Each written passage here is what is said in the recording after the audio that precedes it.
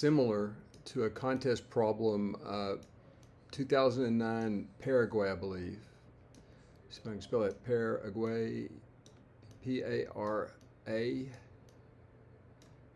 And let's see, T-G-U-A-Y. Okay, and again, I believe I have my information correct here. I didn't double check the source, but I think I got it right. Again, a contest problem, maybe an Olympiad problem from year 2009 in Paraguay. You're supposed to calculate the sum. Now notice we have an ellipsis here, but what alarmed me about this problem, and again, this is similar to a problem, you know. It's a homemade problem, and I wanted to know if there would be enough information, but you're being told you can calculate the sum, so there's got to be some structure in here that's going to help you out, okay? As it's written, I don't see any structure. There's a difference of 3 here, a difference of 2, and then this is not a typo. 17 is present twice, and all of a sudden you end up here with 2 triple-digit numbers, okay? So what's going on here? What you can search for is some structure. Now notice right here that 12, 17, and 22 separate each other by 5, right? So they may be terms in an arithmetic series, and let's take a look and see if we can make that work. So 12 plus 17 plus 22. Okay, and now let's go ahead and match it up here. Plus, we'll do another ellipsis here, and now we'll have the 507. Now if you take a look here, you can see that clearly there's a common difference of 5 between these 3 terms, right?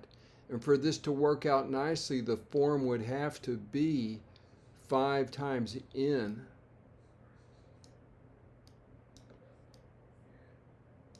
plus 7. Hey folks, again, right here, this would be 5 times 1 plus 7, 5 times 2 plus 7, 5 times 3 plus 7, and this would be 5 times 100. This gives us some more information, which is very, very useful.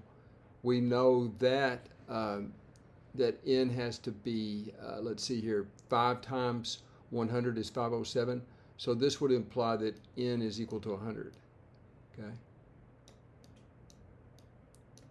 So that's a 100-term subsequence, if you want to call it that. Okay. Now, what about these other terms? Okay, that are separated by 2. You see the 15, the 17, or the this 15, this 17, and this 19. So let's write that down. 15 plus 17 plus 19. Again, separated by 2, common difference of 2, plus 213. And again, we're strike paid out here because what's the only choice right here? This would have to be, we're separated by 2, so this would have to be 2n plus 13 here. Okay, so this is a general term in an arithmetic series, okay, an arithmetic sum, finite, right? And n again is 200 right here. n is 100. 2 times 100 is 13, right? So we know the number of terms in each of the subsequences, and so we have to just come up with a way to add this up now that we have this structure, okay? Now, this is a fairly well-known result just from algebra, although it doesn't get taught that much in the college algebra class, I don't think, anymore. But notice for this one that you can add up manually to get 78, you have a common difference of 4, right? Which you don't really need to know in the formula. There's the proof of this is actually interesting. You add it up forwards and backwards, and you actually get this where the common difference isn't present. But notice that we have 6 terms times the first term, F and L, some descriptive letters. That's better than X and Y, in my opinion. So 3 is the first term, 23 is the last term.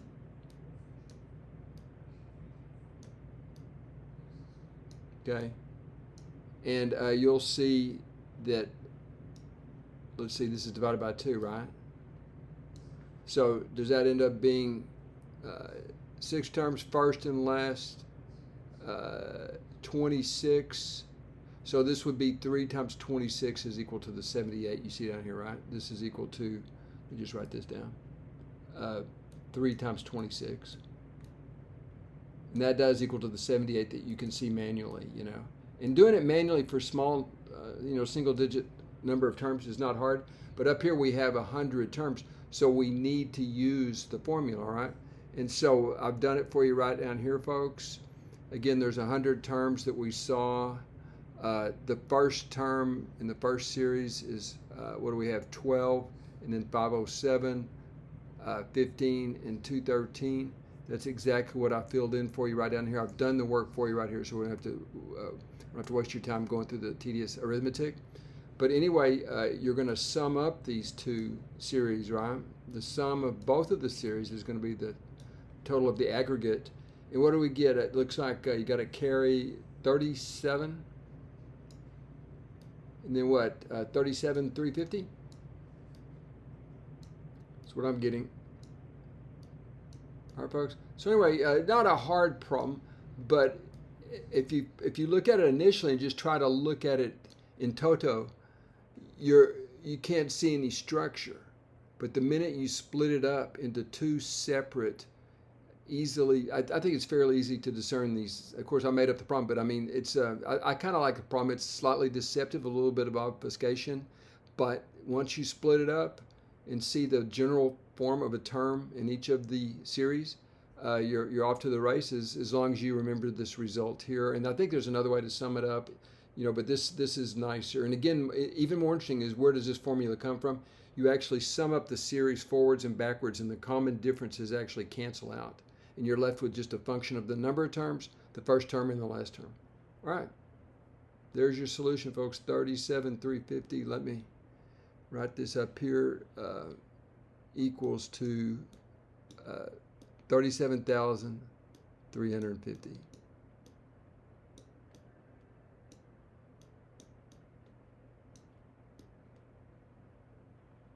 Okay, thanks for viewing.